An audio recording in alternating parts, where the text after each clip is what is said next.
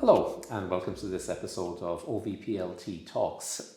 Our mission at UCC, I think, is very, very clear. We aim to be an inclusive, universally designed university that champions student success, equity and diversity. And we take pride in the diverse examples of inclusive practice that happens on campus. And they're a cornerstone of teaching across all of our 4 colleges. And indeed, many of our staff almost automatically and seamlessly incorporate universal design into their teaching, often without even explicitly recognising it.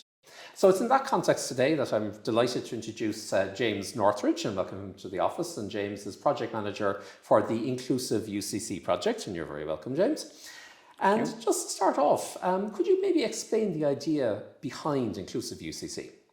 Yeah, thanks so much for having me. I suppose to bring it kind of full circle, Inclusive UCC really is building on what you just said, the pillars of good practice that have been there already. There's lots of things that have happened in terms of universal design, accessibility, but really what we wanted to do was shine a light on those good practices, on those champions, in the hope that all of our staff would understand what it is to be UDL, what it is to be, I suppose, more open. And equally, it's about just building capacity in all our staff, not necessarily being reliant on the same few staff over time. Indeed. And what steps has the university implemented to ensure inclusivity and accessibility for all of our students in teaching and learning? I suppose one of the core things that comes to mind for me in the last while is really embedding it in our strategy. So it's been so important to actually build it into the overall university strategy. How are we going to be a university designed university? How are we going to incorporate the principles of UD? But I think it's the small things that we see on the ground. It's the small things that we see staff do every day. It's about making our content that little bit more accessible. It's about being a bit more, I suppose, open to making change to the content that we've had for a long, long time.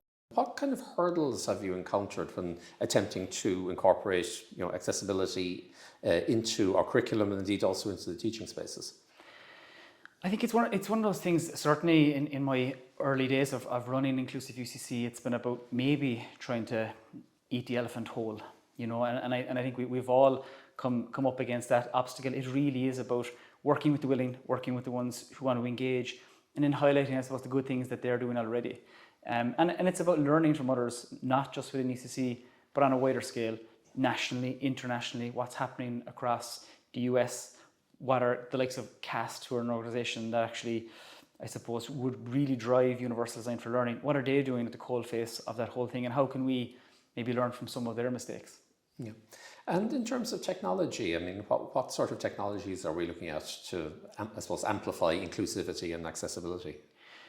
I think when, having worked in a few organisations here, institutions in Ireland and in the US, for me, UCC has a phenomenally strong IT services department. We've really strong technical stack. If we look at Panopto, if we look at Canvas, the ecosystem and the environment of technology is phenomenal. It really is back to the change management. It's how do we help staff to see where they're currently at and where do we want to go. So in terms of technology, it's mainstream stuff. We can often talk about specialist technology, but in reality here in UCC, we've access to some really strong Microsoft-based products. We now have Ally that sits on top of our Canvas that'll check our accessibility for you. And really it's about how do we build that capacity in staff to be able to make, again, like I said, the smallest change that's going to have the biggest marginal impact over time. Yeah, and just to stress what you mentioned there about Canvas Ally is that little tool that sits on top of Canvas.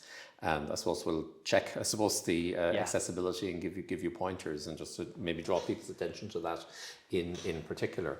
So finally, James, if you had to leave academic staff and indeed all the staff in UCC with some, maybe 3 ideas, 3 key insights or advice that you'd give for staff, what would you say?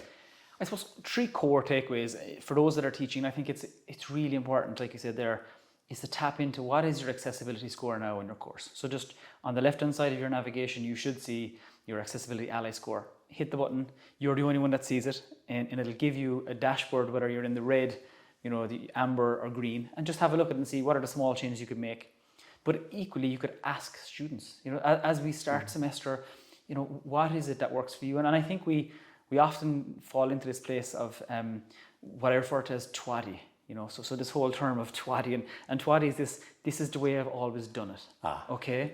and so I think it's really important that we try to step out of that a tiny bit and say, you know what, I've been doing it this way for 10 or 15 years, but I could make this one small change that's going to impact possibly students with disabilities, but possibly students who are English as a second language, possibly students that have parental considerations.